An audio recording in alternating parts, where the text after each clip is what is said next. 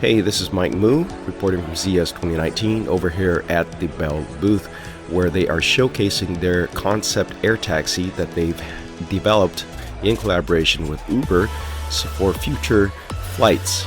Instead of taking an Uber, you can take an Uber Air is what they're thinking. So it can hold up to 4 passengers plus some luggage and the pilot.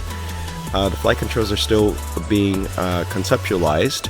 They're rethinking about the way things are going to be controlled with some flight navigation controls and AI intelligence and potentially unmanned air taxis in the future.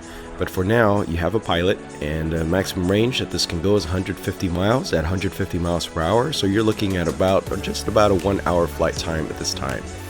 So this will probably be released in the mid-2020s. Definitely looking forward to something like this in the future. Let me know what you think down below.